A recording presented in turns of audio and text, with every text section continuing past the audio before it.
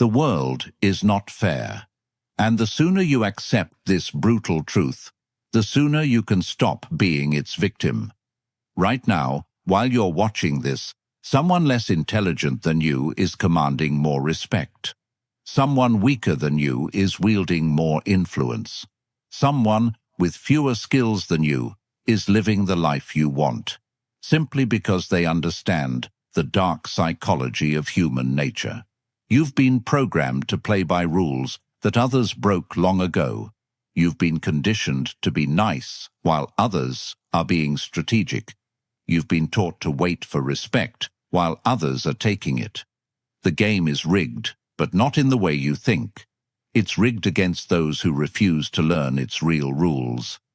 It's rigged against those who believe fairness exists.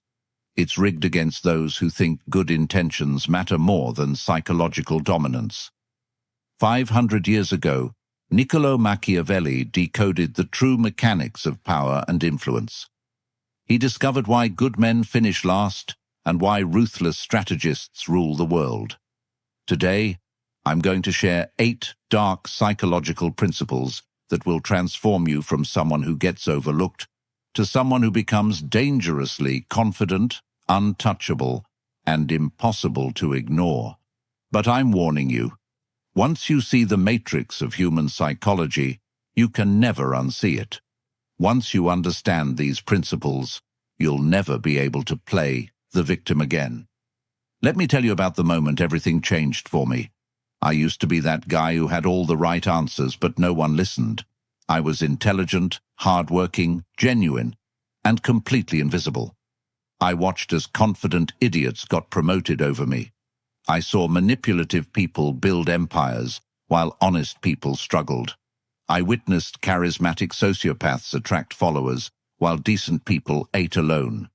And then I realized the truth that no one wants to admit. The world doesn't reward intelligence. It rewards influence. It doesn't respect good hearts. It respects strong presence. It doesn't care about your character. It cares about your psychological dominance. This realization destroyed my naive worldview, but it also liberated me from a life of frustration and invisibility. Machiavelli lived in Renaissance Italy, surrounded by political intrigue, betrayal, and psychological warfare. He watched kingdoms rise and fall based on one simple principle.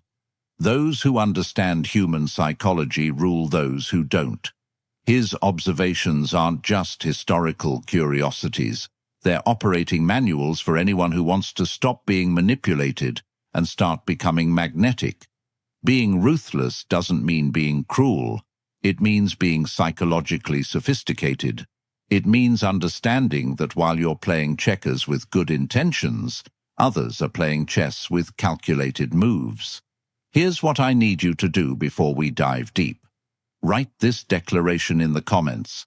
I refuse to be psychologically dominated by others. This isn't just a comment. It's your first step towards psychological sovereignty, because everything I'm about to teach you requires one fundamental shift, from victim mindset to predator mindset. Are you ready to become dangerously confident? Let's begin. Number 1.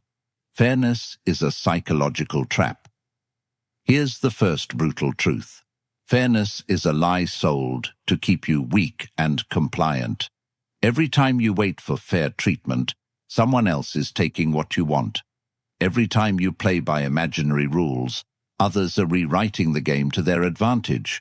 Every time you expect reciprocity, manipulators are exploiting your predictable behavior.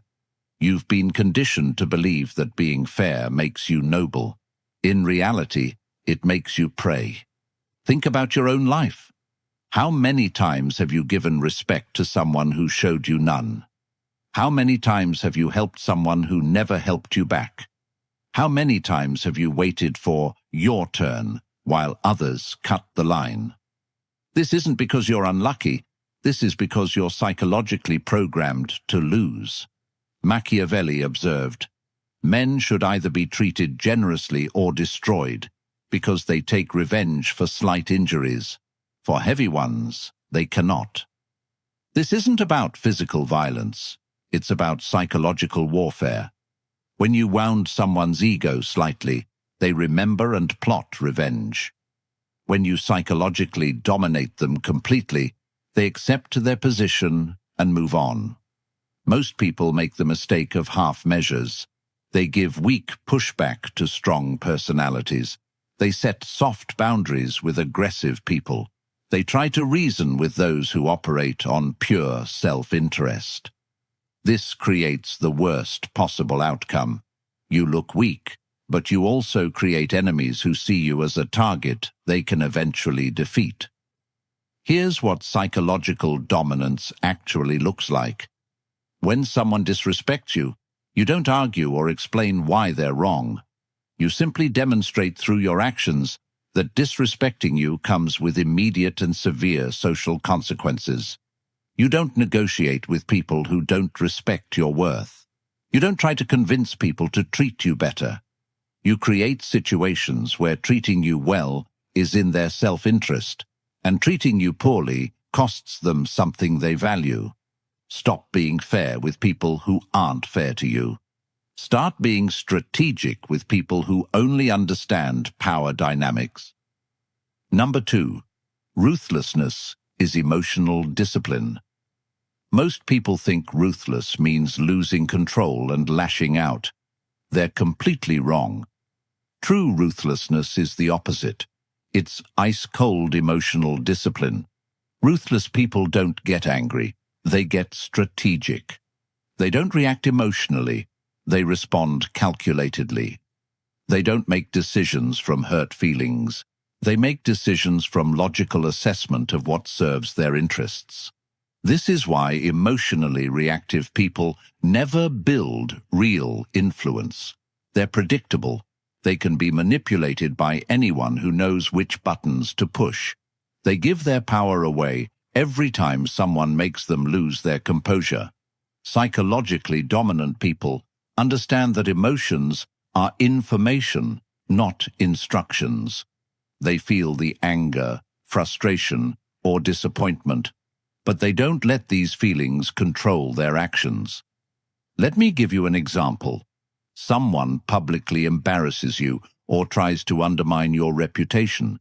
The emotionally reactive person gets defensive, argues, tries to explain why they're right. This makes them look weak and validates the attacker's power. The ruthlessly disciplined person does something different. They note the attack, feel the emotion, then ask, what response would be most damaging to this person's social standing while elevating mine? Maybe they ignore the attack completely, demonstrating that the attacker isn't worth their energy. Maybe they respond with cold, factual correction that makes the attacker look foolish. Maybe they use the attack as an opportunity to show their superior composure. The key is that their response is chosen, not triggered. Machiavelli understood this. Injuries should be inflicted all at once, so that their ill savor, being less lasting, may give less offense. When you must respond to psychological attacks, make your response decisive and final. Don't engage in ongoing drama. Don't get pulled into emotional back and forth. Make one calculated move that ends the conflict in your favor. Think about the most psychologically powerful people you know. Do they lose their temper regularly? Do they get into shouting matches? Do they let others control their emotional state? Nah. They maintain emotional sovereignty. They choose their battles. They respond from strategy, not from feelings. This emotional discipline becomes a source of tremendous psychological power. When others know they can't manipulate your emotions, they start treating you with caution and respect. Master your emotional responses. Let others react while you strategically respond. Number 3, psychological dominance trumps likability. This truth will shatter your people-pleasing programming. Being respected is infinitely more valuable than being liked. When people merely like you, they take risks with your feelings because they assume you'll forgive them. When people respect your psychological strength, they think twice before crossing you because they know there will be consequences. Likeable people are safe. They're predictable. They're easy to take advantage of because everyone knows they won't retaliate meaningfully. Psychologically dominant people are dangerous. They're unpredictable. They're treated with caution because everyone knows they can and will defend their interests. Think about your social circles. Who gets the most respect? The nicest person or the person with the strongest presence? Who do people consult before making decisions? The one who agrees with everyone or the one whose approval actually matters? Machiavelli was direct about this. It is much safer to be feared than loved if one has to lack one of the two. This doesn't mean being a tyrant. It means being someone others know they cannot disrespect without facing real consequences. It means having a reputation for being fair, but formidable. Here's how this works in practice.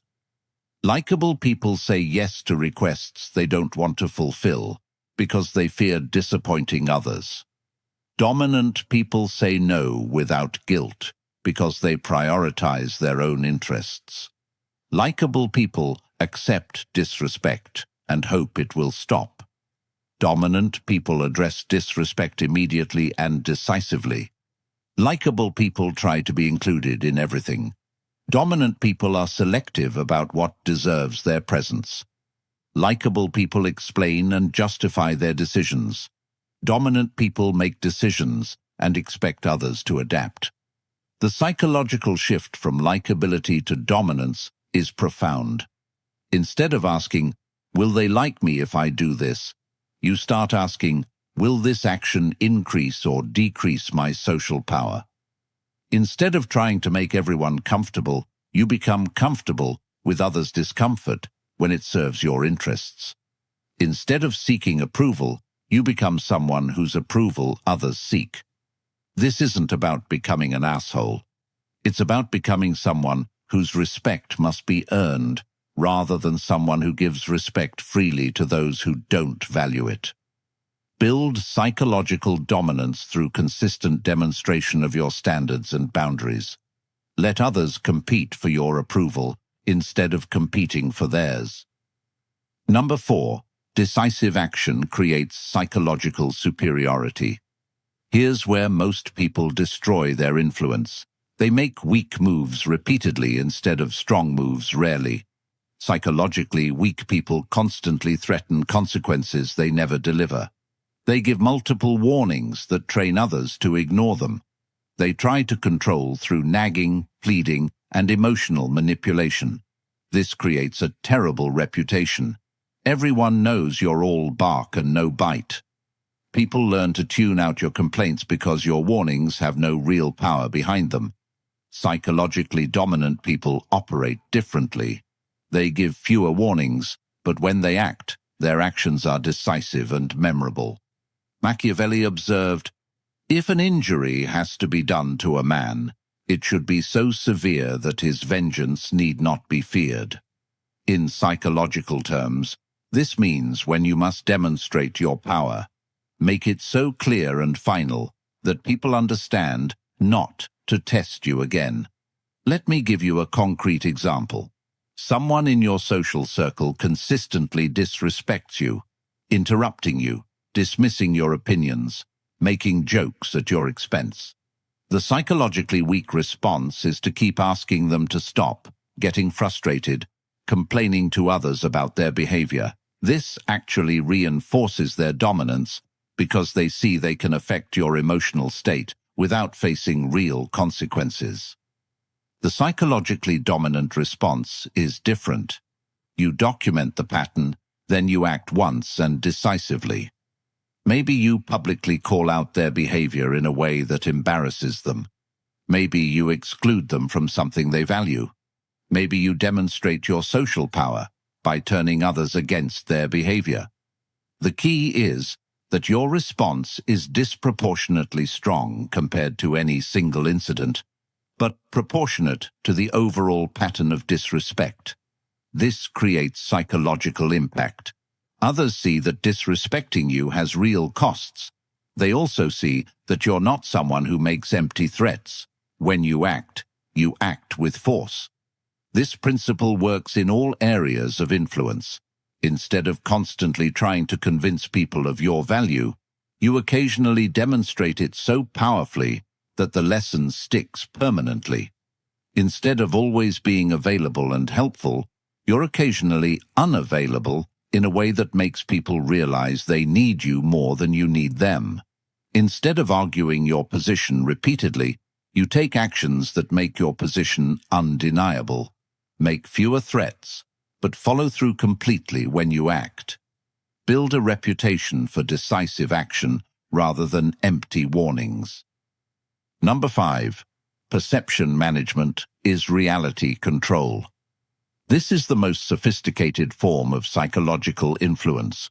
Understanding that people's perception of you matters more than the objective reality of who you are. Most people focus entirely on being good and assume others will naturally recognize their value. This is naive. Human psychology doesn't work that way. People don't have time to investigate your character deeply. They make snap judgments based on surface signals and social proof. If you don't actively manage how others perceive you, someone else will manage it for you, and not in your favor. Machiavelli understood this completely. Everyone sees what you appear to be. Few experience what you really are. This means that for the vast majority of people you encounter, your image is your reality. Your reputation is your power. Your perceived value is your actual value in their minds. Psychologically sophisticated people understand this and actively craft their image. They control the narrative about who they are before others create that narrative for them. This isn't about being fake. It's about being strategic in how you present your authentic qualities. Think about social media. Two people accomplish the same thing. One person documents it strategically, showing their competence and success. The other person says nothing, assuming their work speaks for itself. Which person gets more recognition, opportunities, and respect? The one who managed their perception. In face-to-face interactions, this means understanding that your body language, voice tone, clothing, and social confidence communicate your value before you say a single word. If you walk into a room with confident posture, make eye contact, and speak with authority, people unconsciously categorize you as someone important. If you slouch, avoid eye contact, and speak tentatively, people unconsciously dismiss you as unimportant. The psychological principle is simple. People treat you according to how you train them to see you. Here's how perception management works in practice. You control what stories people hear about you by strategically sharing your successes and downplaying your failures. You associate yourself with high-value people and activities to elevate your social status by proximity. You maintain some mystery about yourself, so people fill in the blanks with positive assumptions rather than knowing all your weaknesses. You project confidence even when you feel uncertain, because confidence is contagious and uncertainty is repulsive. Your reputation is your most valuable asset. Protect it, cultivate it, and leverage it strategically. Number 6. Narrative control is psychological warfare. This is the ultimate power move, controlling not just what happens, but how what happens gets interpreted and remembered. Every situation can be framed multiple ways. The same action can be seen as leadership or arrogance, confidence or selfishness, strength or aggression. The person who controls the narrative controls the meaning. Most people focus entirely on their actions and ignore the story being told about those actions. This is a massive mistake. In human psychology, the story often matters more than the facts. Think about any conflict you've witnessed. The person who gets to tell their version first and most persuasively usually wins in the court of public opinion, regardless of who was actually right. Machiavelli observed, "Men in general judge more from appearances than from reality. People don't have time to investigate every situation thoroughly. They rely on the simplified story they hear from trusted sources. Whoever controls that story controls what people believe." This means you must become skilled at framing your actions in ways that serve your interests. When you succeed, you control the story of how you succeeded. When you fail, you control the story of what you learned. When others attack you, you control the counter-narrative. Here's how narrative warfare works in practice.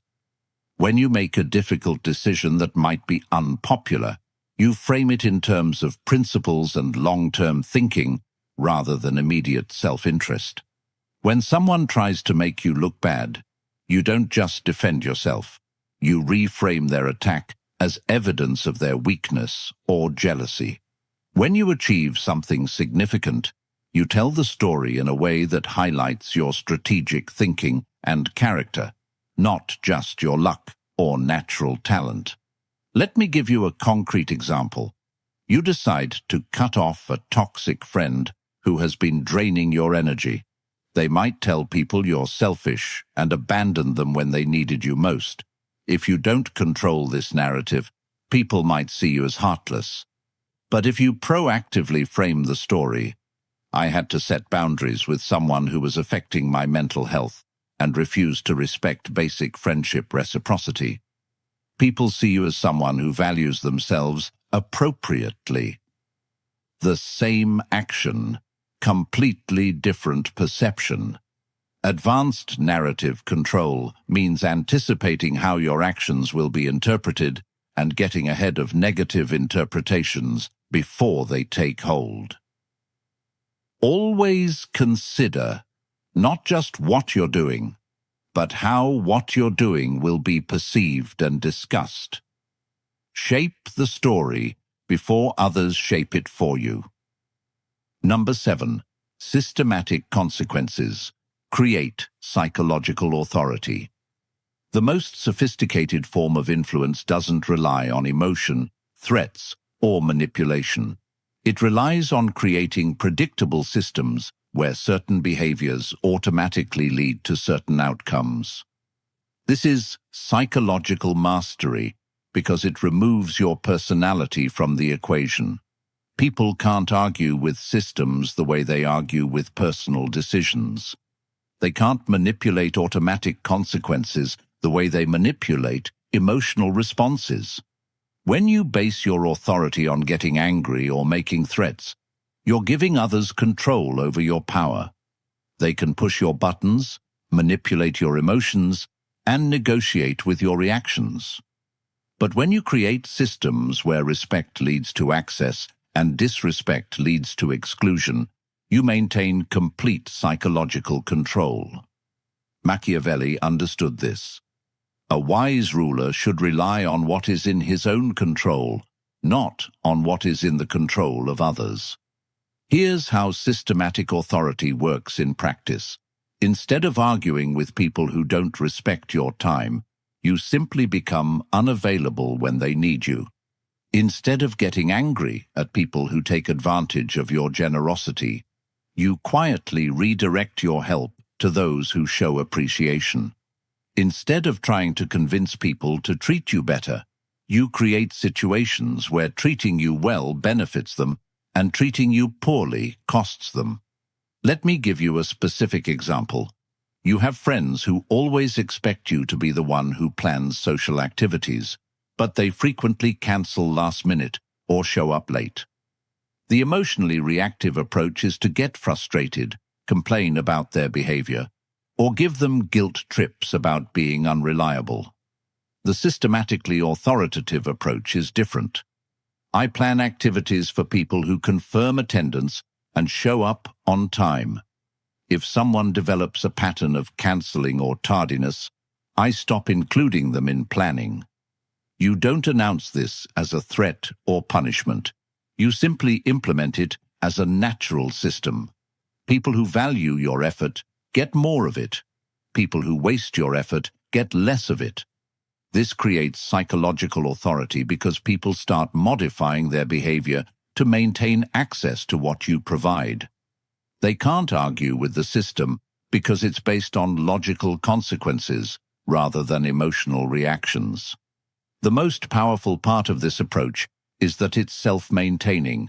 You don't have to constantly enforce rules or remind people of boundaries. The natural consequences do the work for you. Create systems where people's behavior toward you automatically determines their access to your value. Let natural consequences teach people how to treat you. Number 8. Silent dominance is ultimate power. Here's the final and most crucial lesson. True psychological dominance operates in silence.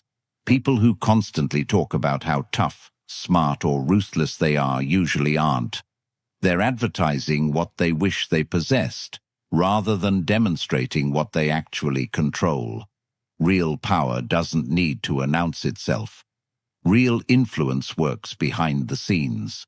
Real psychological dominance is felt rather than declared. The most dangerous people in any room are often the quietest ones. They're observing while others are performing.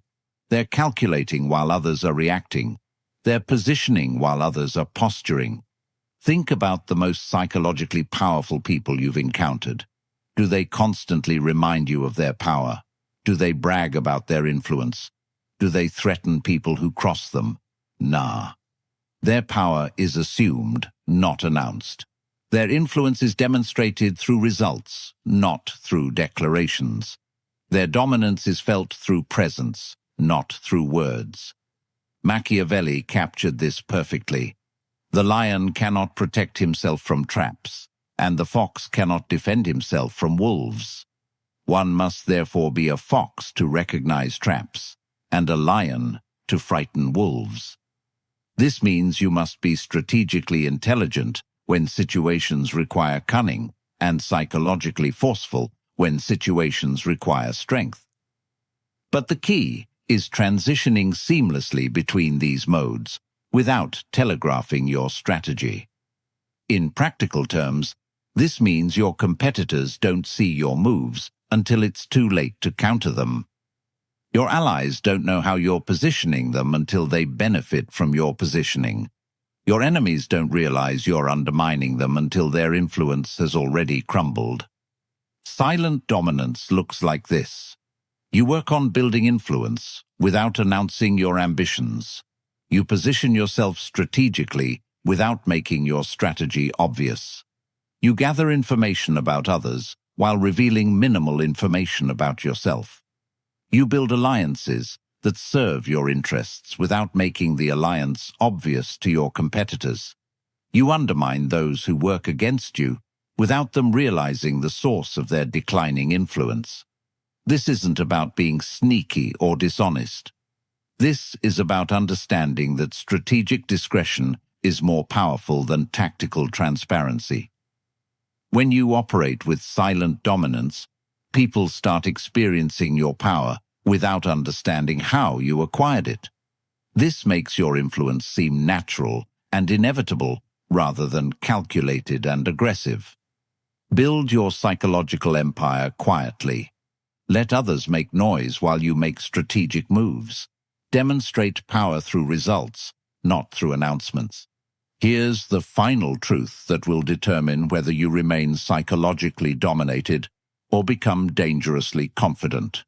If you don't master the dark psychology of human influence, someone who has mastered it will control your life. This isn't a philosophical debate. This is psychological warfare happening around you every day. Right now, while you've been learning these principles, Someone is using them against people who don't understand them. Manipulative people are exploiting those who believe in fairness. Psychologically dominant individuals are positioning themselves above those who think good intentions matter more than strategic thinking. The choice is brutal but simple. Become someone who understands and uses psychological influence, or remain someone who gets influenced and used by others. You've been conditioned to think that learning these principles makes you bad. That's exactly what psychologically dominant people want you to believe. They want you to remain naive, predictable, and easy to manipulate while they operate with sophisticated understanding of human psychology. Every day you delay implementing these lessons is another day someone more ruthless is building the influence and respect you want. Every day you choose to remain nice instead of becoming strategically formidable is another day you give psychological ammunition to those who see kindness as weakness. The world doesn't need more naive, nice guys who finish last. The world needs more people who understand psychological realities and use that understanding to build lives of genuine influence and unshakable confidence. If these dark truths have awakened something in you, if you're tired of being psychologically dominated by others, then prove it. Like this video to show you're ready to stop being naive. Share it with someone who needs to understand that niceness without psychological strength is just weakness with good intentions. Subscribe, because these lessons are just the beginning of your transformation from someone who gets overlooked to someone who becomes impossible to ignore. Remember what you declared in the comments. I refuse to be psychologically dominated by others. Now stop refusing and start dominating. The choice is yours, but choose quickly, because while you're deciding whether to become psychologically dangerous, dangerous people are already deciding what to do with you.